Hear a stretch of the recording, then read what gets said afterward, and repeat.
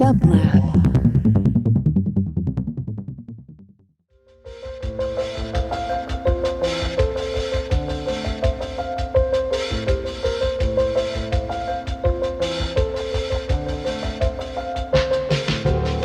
Welcome to the Quarantine Tapes, a daily podcast from Onassis, LA and dublab.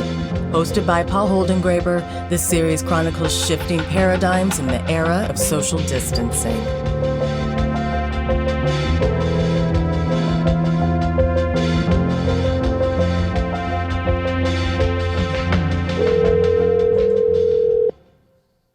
Hello, could I please speak with Bill McKibben? You got him. Bill, what a pleasure to have you on the phone, and thank you so much for taking this call and for being part of the Quarantine Tapes. Where do I find you at the present moment? How are you living your quarantine? Paul, I'm actually having an easier time of it than most people.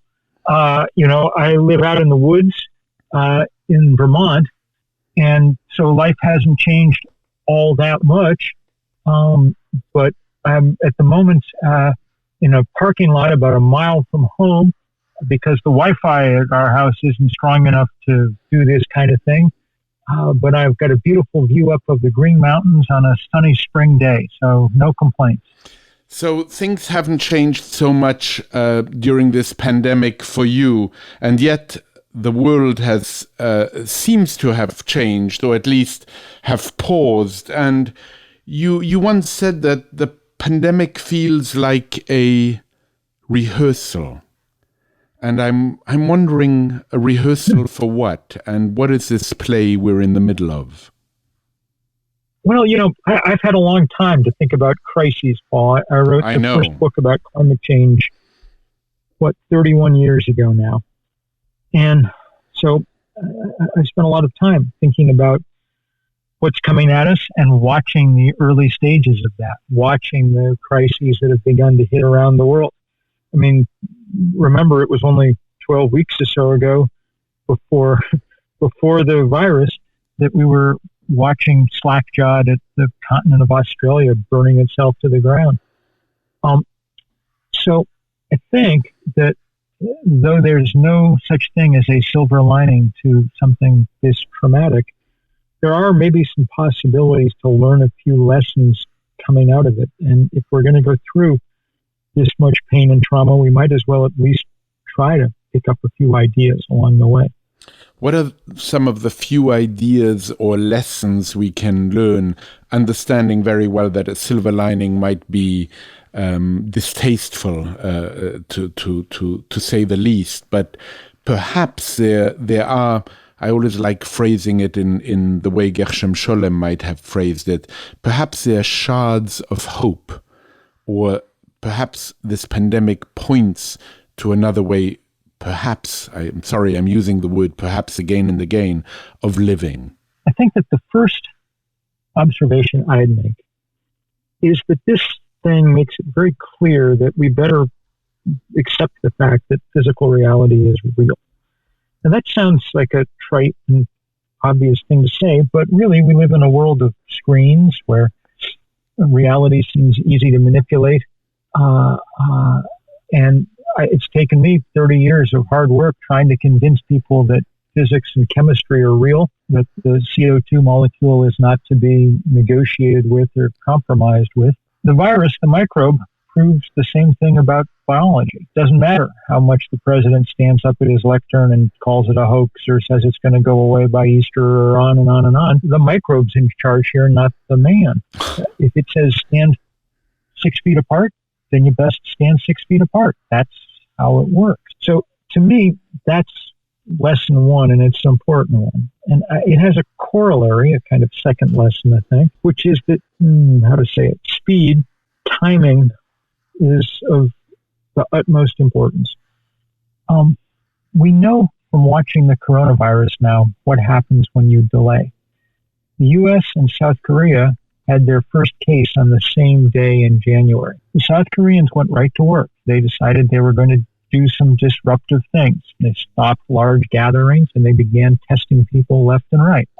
As a result, they're now looking at this largely through the rearview mirror. hoping that they don't get a second outbreak, but they've done a very good job. The U.S., of course, took exactly the opposite tack. Our president decided that he didn't want to hear the bad news, and so he spent 6 weeks pretending that it wasn't going to happen. And then when it happened anyway, A, we had to disrupt life much more than we would have. We had to lock down the whole country. And B, even with that incredible disruption and economic chaos, we're going to pay a huge price in human life and suffering. So on every count, the delay seemed like a bad idea.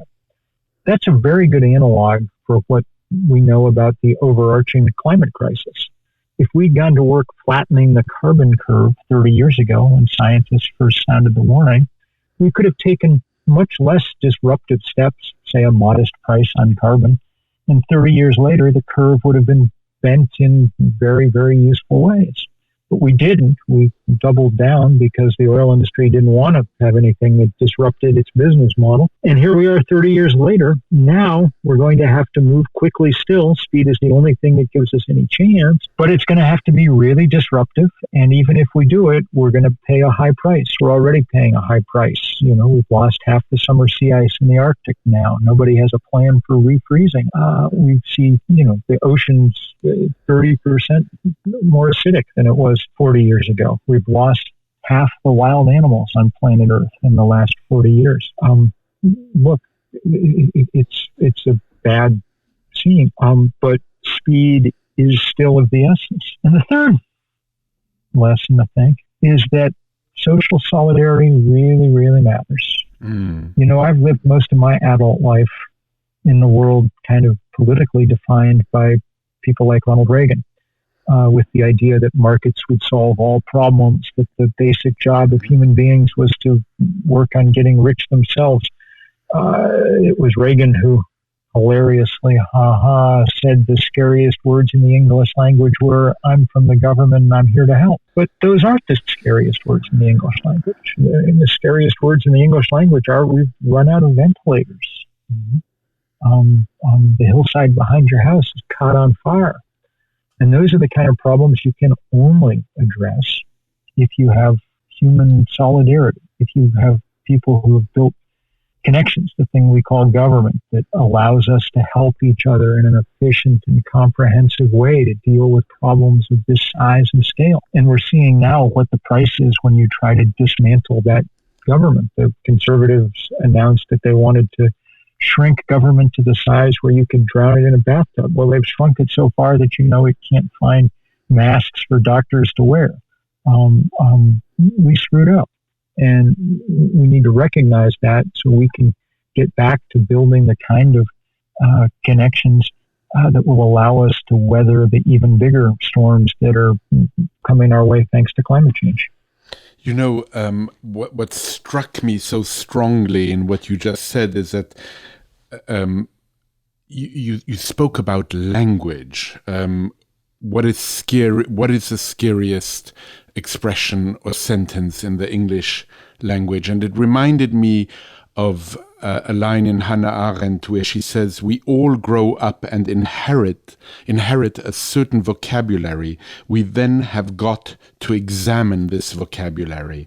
And I'm wondering, as you look back at your long career and your earlier work, which now celebrated its 30th year, more than 30th year, if you could go back to the 1980s, knowing what you know now, would you use a different language to describe what we now call the climate crisis? And do you think by using a different language back then, we would have acted more right now?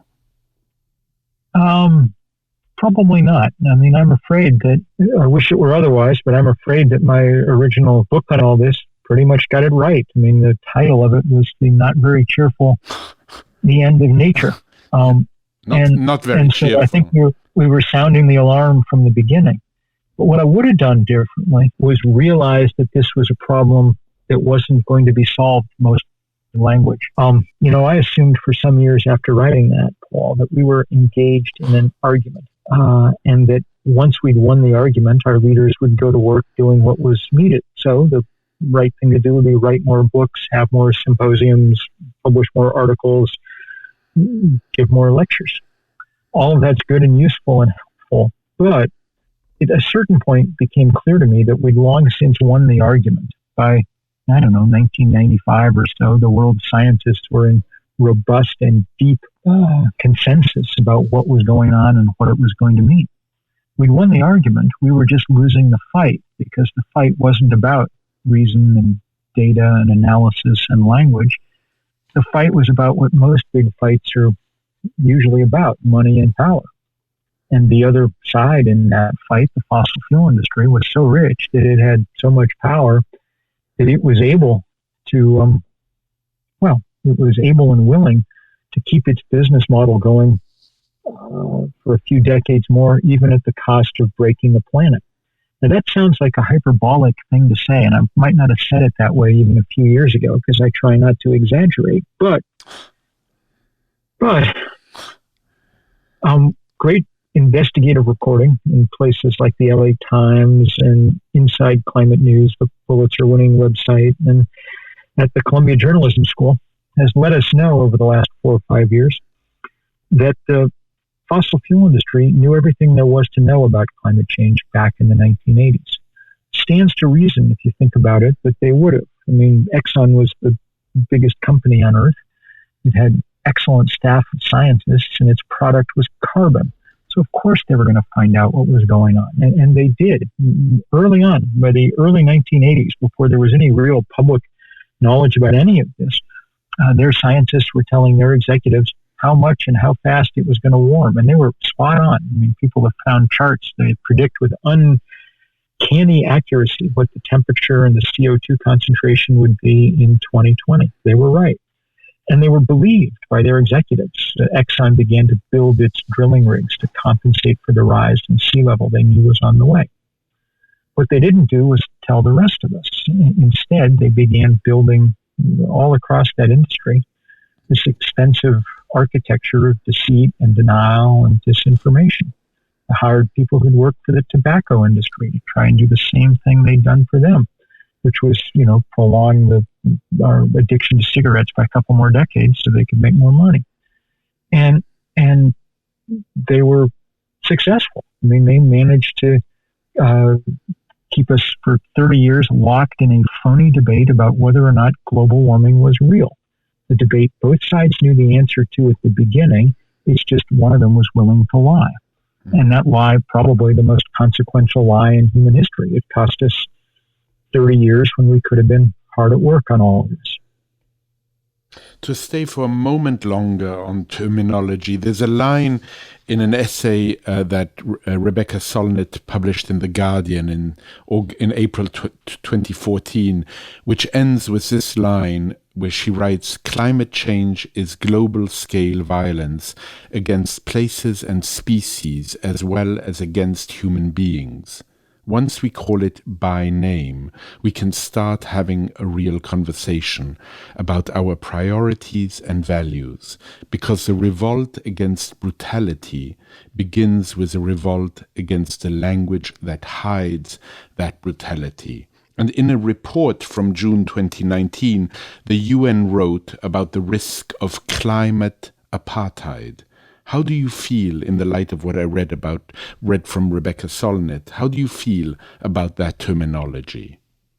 I think Rebecca's she's a dear friend, and she's one of the great writers on this crisis that we have, and not only a great writer, a great activist. Right. She and Naomi Klein both deserve enormous praise, not only for writing beautifully and powerfully, but for putting that into action by working.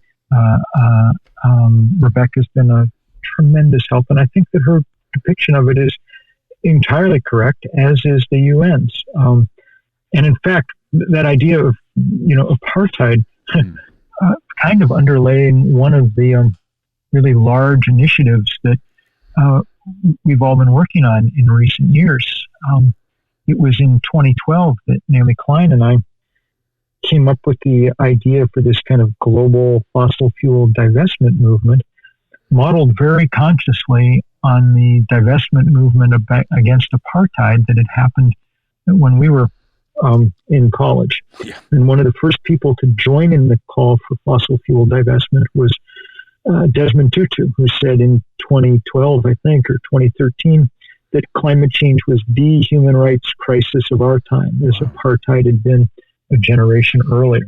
So that's the kind of language that people have been using from the beginning, and I think it's been very powerful. And I would highly recommend people reading Naomi's books, most recently on fire, and Rebecca's, maybe most poignantly for the moment that we're in, her classic book, Paradise Built in Hell, about the way that human beings react to disasters and crises. You have advocated for civil disobedience, and what might that look like in this moment of social distancing? Well, it's very hard to do sort of classic civil disobedience in under current circumstances. And in some ways, that's sad. Earth Day would have seen people sitting in peacefully in the lobbies of at least a couple of thousand Chase Bank branches around America, because Chase Bank is the largest funder of the fossil fuel industry, and we need them to stop. That couldn't happen, so people did the best they could. Virtual digital takeovers of Facebook pages of bank branches around the country, that kind of thing. And I got to say, some of the pressure on the financial institutions is really starting to pay off. This week, in a kind of, in a fairly remarkable moment in the climate crisis, Chase announced that it would not be renominating Lee Raymond as its lead independent director on its board. Lee Raymond was, before he retired, the CEO of Exxon precisely in the years that I was describing before. And then he went on to be the lead independent director of the biggest fossil fuel lender on earth. So his ability to influence events is coming to an end, and that may have practical consequences, and it definitely has symbolic ones. We're turning some corners. Now, whether we're turning them fast enough or not is a different question. We've waited a very long time to get started in this fight against climate change, and it has considerable momentum.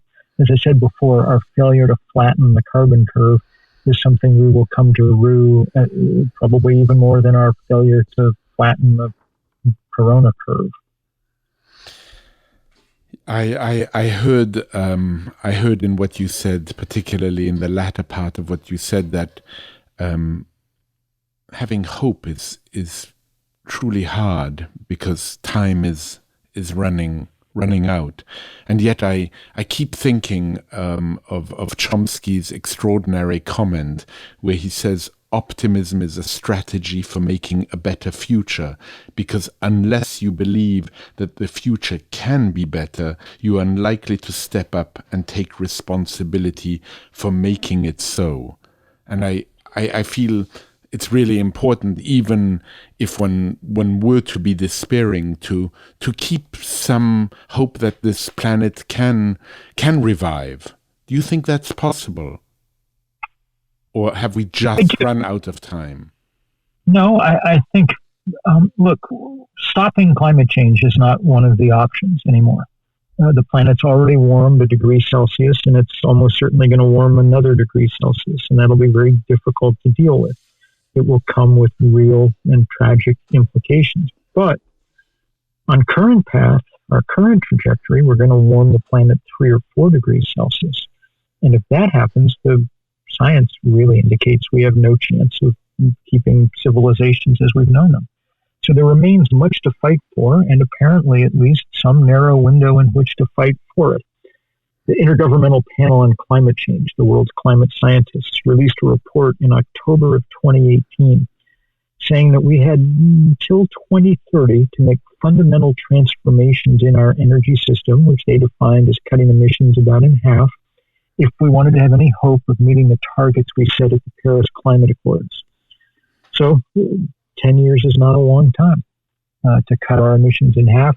We'd have to be seeing emission cuts of the kind we've seen during the pandemic, and we'd have to see them continuing for the next several years. That's very hard. It's not technologically impossible because the engineers have done such a good job of bringing down the price of solar and wind energy that we have, there's no technical or economic thing that stands in the way, but there's an immense amount of vested interest that stands in the way, and that's what we have to get at. On March 20th, you wrote an essay for The New Yorker, which I truly liked enormously, called "If We're Bailing Out Corporations, They Should Bail Out the Planet." Now that trillions have been distributed, where did the money go?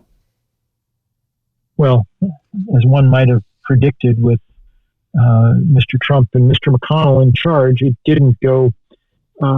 We didn't do the things with it that we could have.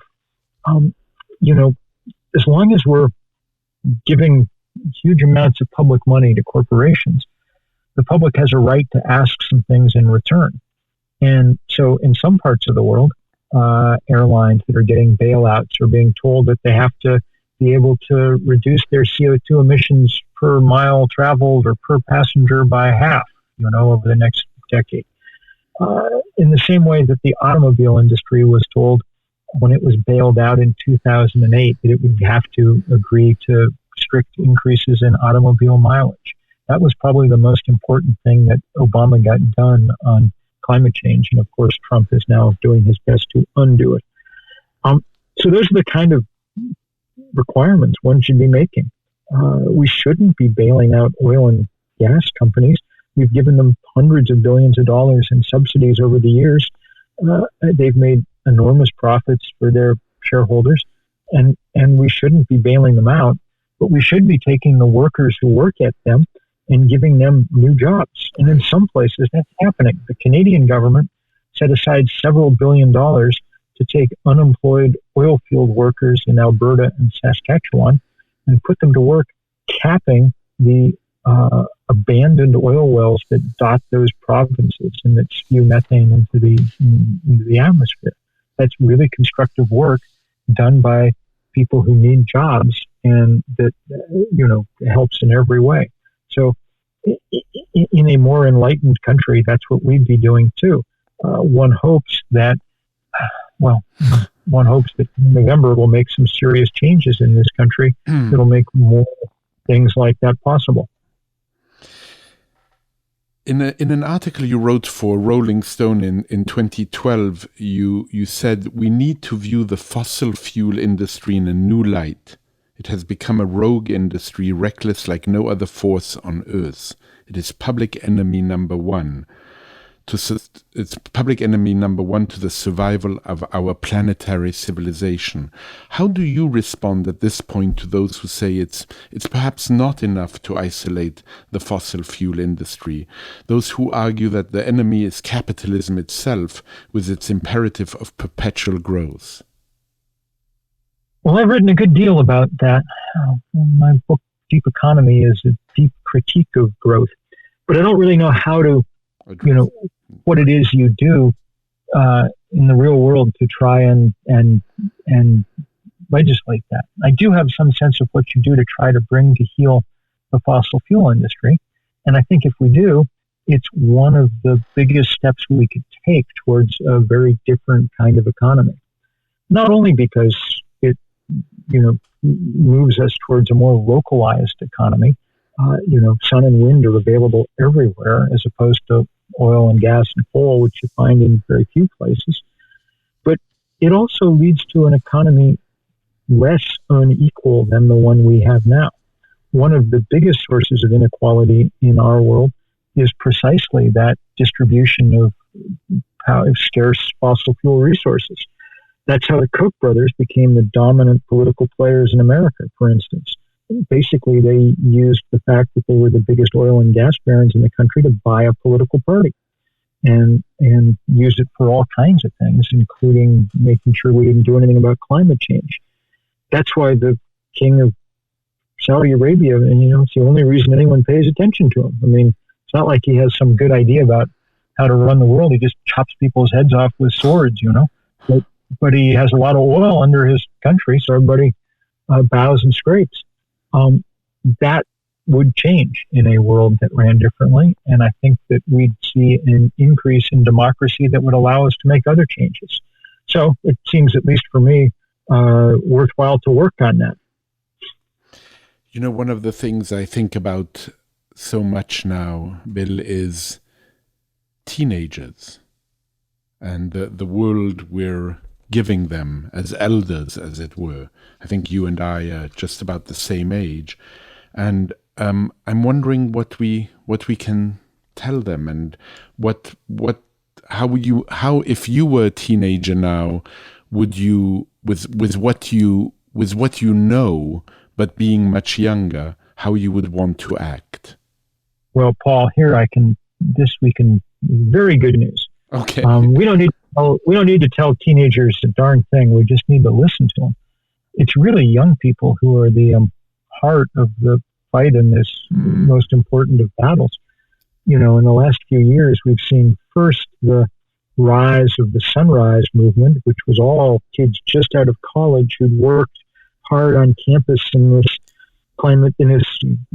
fossil fuel divestment campaign. When they graduated, they went on to form the Sunrise Movement. That's where we got the Green New Deal from. They're the ones who recruited Alexandria Ocasio-Cortez and Ed Markey and others to put forward this crucial legislation. And then behind them, you've got the millions upon millions of high schoolers around the planet who rallied to the idea that Greta Thunberg first put out. Greta's magnificent. I've come to really like and enjoy working with her. But the good news, the best news is there are 10,000 Gretas all over the planet, young kids who are just amazing. And so I think that the most important thing is to pay attention to them. Do not, however, decide that it's okay to offload the most difficult problem the planet ever faced onto the shoulders of high school sophomores. They can't solve this problem. All they can do is enlist those of us with the political power and the vote and the financial power, bank accounts and credit cards and things, to put pressure where pressure will work. You know, I love your response. In a way, what you said to me, Bill, is we, the elders, might be the problem, not the younger generation. And I was thinking of the wonderful line in Greta Thunberg's speech at the National Assembly in July 2019, when she said, "I believe that the biggest danger is not our inaction. The real danger is when companies and politicians are making it look like real action is happening, when in fact almost nothing is being done." What do you think about that? I think Greta is right on as usual. And that's why that's why we take the fight as hard as we can at the center of the fight. I mean, it's not easy taking on the biggest banks in the world and insurance companies and asset managers. Not easy taking on the pillars of global capital, but that's where the fight is. And we're beginning to make some progress, It was quite astonishing earlier this year when BlackRock, the biggest asset manager on Earth, made a series of statements and announcements about the degree to which it was going to take climate change now as a fundamental part of all its decision-making. We will see, even in the course of this spring, as corporate annual meetings roll out, we'll see whether they're telling the truth or not. But it's a sign of how big and useful these campaigns that all of us have, gotten ginned up really are. Bill, what a pleasure to talk to you, really. And I feel that we're leaving each other here on a somewhat hopeful note. Absolutely, Paul. Yeah. And it's a pleasure to talk with you, and please stay safe and healthy, and thank you for this good work you're doing. You too, and I hope that for the moment I send you a virtual hug, but I hope soon I'll be able to make it in person. Amen.